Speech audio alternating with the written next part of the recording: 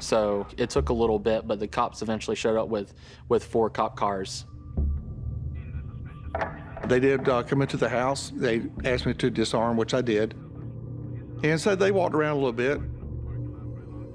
And they said, what makes you think he's in a home still? And I explained to him, the laundry room was barricaded. You can't do that from the outside of the laundry room. It has to be from the inside.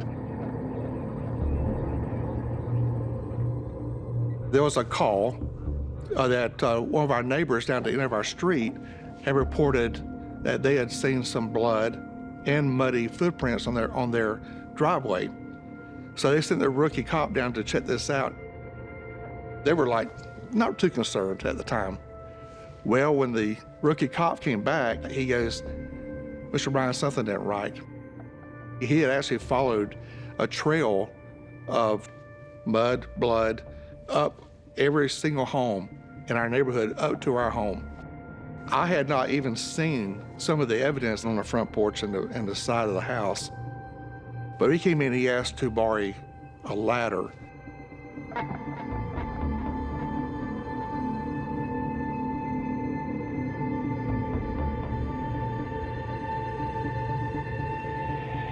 He did a couple of little hand motions with one of his hands, and at that time, it all broke loose.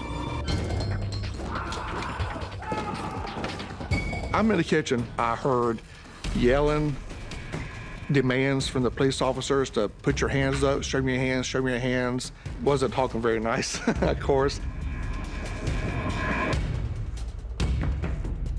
And I remember I just sort of stuck my head out the door. I said, whatever you do not bring him through my home. Take him through the back fence. I didn't want this guy in my home.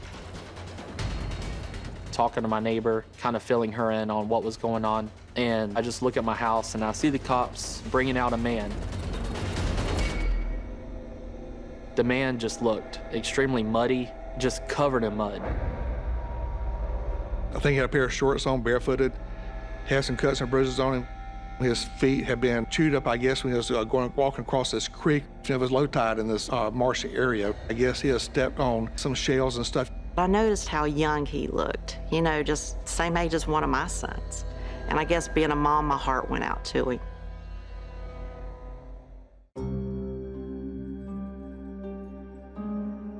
I got a phone call on my cell phone. It was a police officer. I answered the phone. He goes, Mr. Bryan, the young man wants to speak to you. I went, what young man? He goes, the young man we arrested. He wants to talk to you.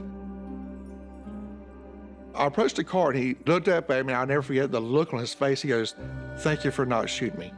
I said, buddy, if I would have seen your face, I would have shot you. He goes, I know you would have, but thank you for not shooting me.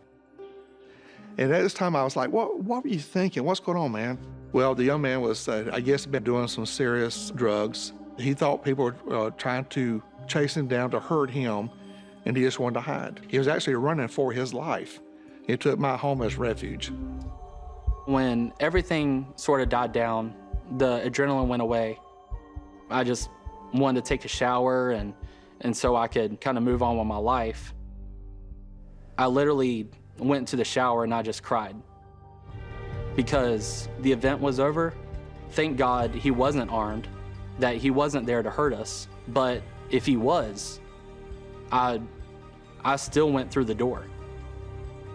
If I would have barged through the laundry room door and he was up there waiting on me with a gun, there would have been a completely different story. Whew. So, I learned a lot about my dad that morning. The way that he protected the family, the way that he did.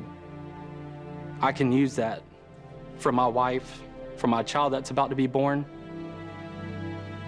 I know how to protect my house. I was prepared to shoot him. Thank God I did not. But by the grace of God, that could be one of our boys. And I'm just so thankful that it turned out the way it did. Until this, I'd never heard what a frogger was, never heard the term, but it was like we had a frogger going from house to house, and the frog ended up at our house.